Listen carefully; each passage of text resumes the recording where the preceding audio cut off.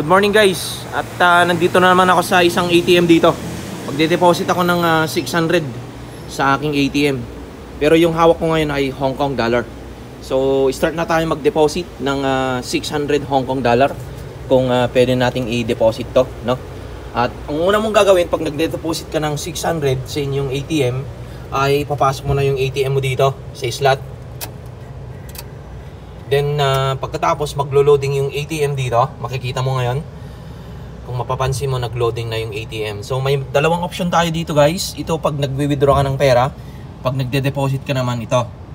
Pindutin mo lang yan, deposit service, at makikita mo na yung ano dito, yung slot mamaya na mag-o-open dito. Yan, nag-open na siya, di ba? So ang una nating i-deposit ay yung 500. I-deposit yung na yung 500 dito. Then mag-close yung slot dito. Pagkatapos guys ay pag nakita mo na yung Hong Kong dollar, makikita mo yung continue insert then complete kung wala ka nang i-deposit. So meron pa akong i-deposit na 100 then continue insert.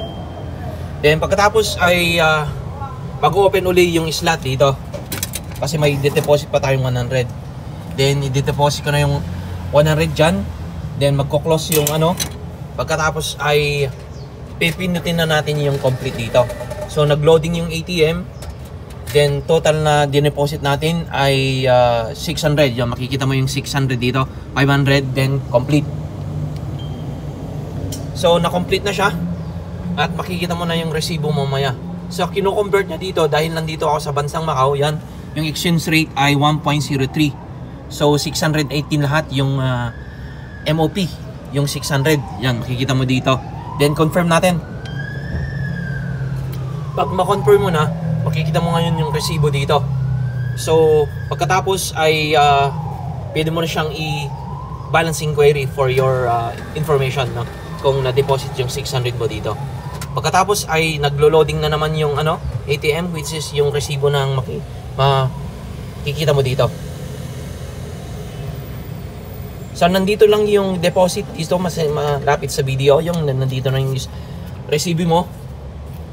Then yung last option natin ay yung ATM. Yun, makukuha mo yung ATM mo dito. Yan. Nandito na yung ATM mo.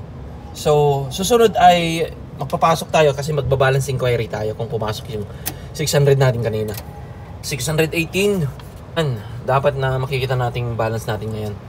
Then nandito naman pag nagbabalance inquiry ka, nandito yung option cash withdrawal, continue, yan pin mo, then enter. Yan, balance inquiry. Hindi tayo magwi-withdraw, magbabalance inquiry tayo. Makikita mo yung picture ko dito, yung video ko. 657 yung balance ko ngayon kasi may laman na 34 nung nakarang araw.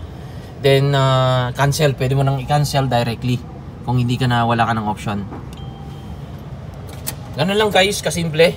At maraming salamat at sana mag-subscribe ka sa aking channel kasi yung mga tinutukoy ko ang aking channel ay about banking. So minsan kasi nagkakamali tayo dito sa mga ating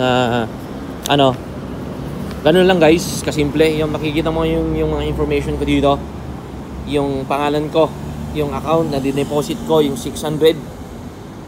Yung 600 Hong Kong dollar ay katumbas na 618.